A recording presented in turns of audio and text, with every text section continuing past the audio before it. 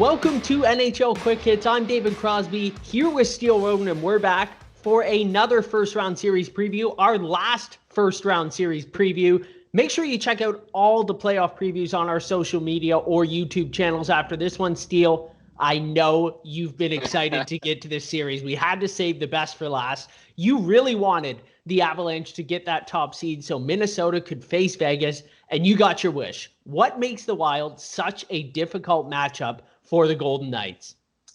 Well, they've had Vegas's number all season long. They were 5-1-2 in the season series, so they won that against the Vegas Golden Knights, which is probably one of the best teams in the NHL. So really proud of the Minnesota Wild to be able to accomplish that. But I think this team is just so underrated, and I don't think people give them a lot of credit for what they've done this year and how well this team was actually put together. They don't have a lot of superstar power, but they work hard. They can really get on your tail and put pressure on you in your own zone when they want to. They have tremendous defensive ability in Jared Spurgeon, Matt Dumba, Ryan Suter, who's just been an absolute veteran and leadership guy for that locker room, that young locker room as well. But you can't antagonize them. They will not take any BS. Excuse my language, but they won't take any BS from any team.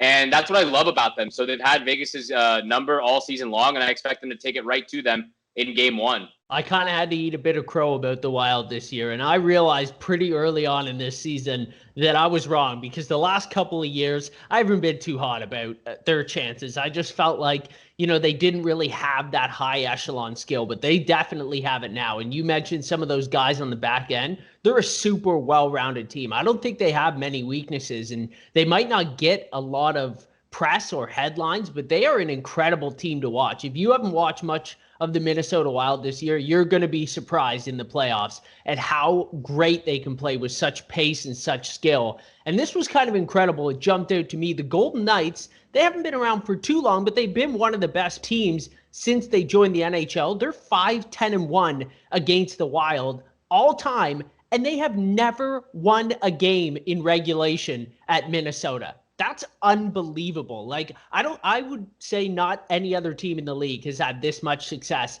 against the Golden Knights. Now, we've talked a lot about goaltending in these previews, and I am really intrigued as to who will start in net for both of these teams because I think both teams have two legitimate options. Marc-Andre Fleury had Vezina-level stats this year, but Vegas signed Leonard to be their guy long-term. On the other side, Cam Talbot has more experience and some really good numbers this season. But Kaapo Kahkonen is 14-4 in his last 18 games, and he's 2-0 against Vegas. So who's the right choice to start this series for each team?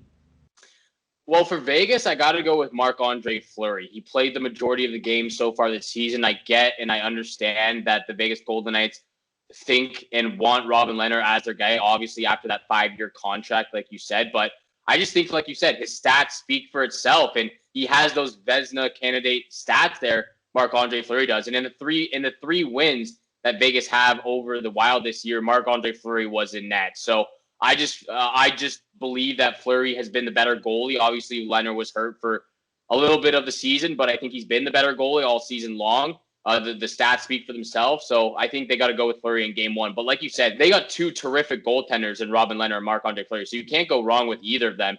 But over to the Minnesota Wild, it's a little bit more difficult of a situation for them because Cam Talbot is the veteran. He does have a little bit more experience than Kaapo Kahkonen. The problem I have, though, is they ended the season a little bit poorly on from my perspective. They go on a 2-game losing streak, especially that last game against the St. Louis Blues, losing 7-3 with Kaapo Kahkonen in net. But his last 5 games were tremendous. He, for the most part, only allowed 3 goals in those last 5 games. And he won his last 4 besides the St. Louis Blues, which was the regular season final game. So Cam Talbot in his last 5 games only won 2 of them, was averaging around 4 goals against. So it's really hard to go with, but I think I would go with Kaapo Kahkonen. Just like you said, for his stats towards the end of the season, 14-4 in his last 18 games. He had the best stats in his last 5 games, so I think you got to go with Kaapo Kahkonen and start game one. We're in total agreement. I think you can't go against Fleury. No matter what you're thinking for the future, for the Golden Knights, they've been this close every single year to advancing to that Stanley Cup Finals. I think all that matters right now is how amazing that team is and advancing as far as possible. So I do think Marc-Andre Fleury deserves to get that start in game one. Man, I would not want to be the Wild's head coach because that is such a tough choice. If it wasn't for that 7-3 blowout, I do feel like Kahkonen would almost be the no-brainer. But when you get lit up like that in the very last game of the season, and when you kind of see how well Talbot played this whole year, I don't know, man. That's a really tough choice. It's very difficult. It's a very difficult situation. I hope Kahkonen gets that start because I just like to see the team let him know, hey, listen, forget about that last game. We believe in you. You've had a great season, and kind of give him the reins and see what he can do there in game one. But let's talk a little bit more about the Wild. Calder Trophy favorite Kirill Kaprizov had a great season. He led the Wild in scoring against the Knights in the regular season with 6 goals and 8 points. Now, this is already his team in my mind, and he is a little bit more of a veteran guy for a rookie, but he's still super young. In your opinion, is he ready to be the go-to guy in the playoffs this early in his career? Yeah, I think he is ready to be the go-to guy, and I think he has to be that go-to guy for the Minnesota Wild. He has had a tremendous rookie year, scoring 51 points on the season, but let's not forget that he's 24 years old. He's a lot older than some of the rookies that have been playing this year and have been playing the last couple of years. And that's what I love about what the Minnesota Wild did with him. They took their time. They really developed him to be a professional hockey player and not just a young guy with a lot of skill. They really took their time in trying to figure out how he's going to fit into their system.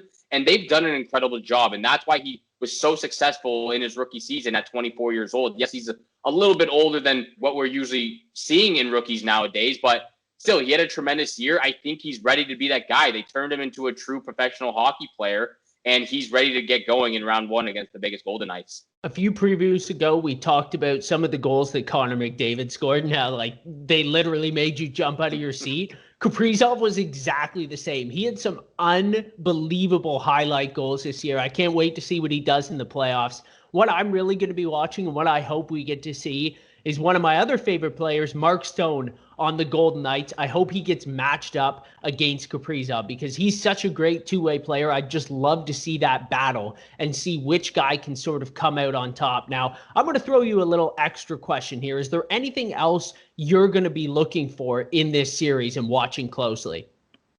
Well, what I really want to see is how much of a dogfight the Minnesota Wild are going to bring against this Vegas Golden Knights team, because I think we can both speak in agreement here that the Vegas Golden Knights are probably one of the most dominant physical teams from every aspect of the game. Their defensemen, their forwards, their goalies can be aggressive as well. Robin Lehner has shown that he is not afraid to go after a guy if he gets too close. So I am really excited to see what kind of fight they bring against this Vegas Golden Knights team, because guys like Reeves, Alec Martinez, Pietrangelo, who are still guys, Pietrangelo's still talented, but guys that are still really physical on the puck and on the play, I really want to see what they're able to do and bring that fight to the table against this, top team in the Vegas Golden Knights. So that's one of the big things I'm really looking forward to in this matchup.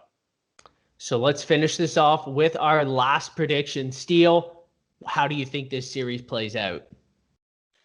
It pains me to say this. It really does pain me to say this, but I'm going with the Vegas Golden Knights in 6. And the reason why I'm going with Vegas is just because of the way the Minnesota Wild were looking towards the end of the season. Cam Talbot was not exceptional in his last 5 games. Kaapo Kahkonen in that last game.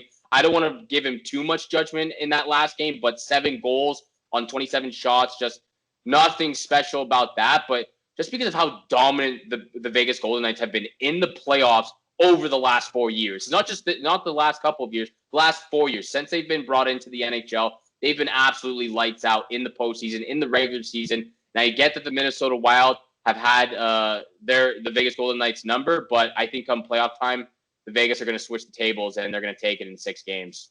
I'm going to go with Vegas in 7 here as well, but I think this could be a really, really close series. And if Vegas gets down early, honestly, I think it might get in their heads a little bit, and I'm not sure they can stop the confidence of that young Minnesota Wild team, but it would go a long way to me if Vegas kind of puts up a dominant performance in this series against a team they probably struggled against the most in their short franchise history. So that's all the time we have on today's episode, but tune in for more playoff reviews once these playoffs get started. And on behalf of Steel Road, and I'm David Crosby, thanks for tuning in to NHL Quick Hits.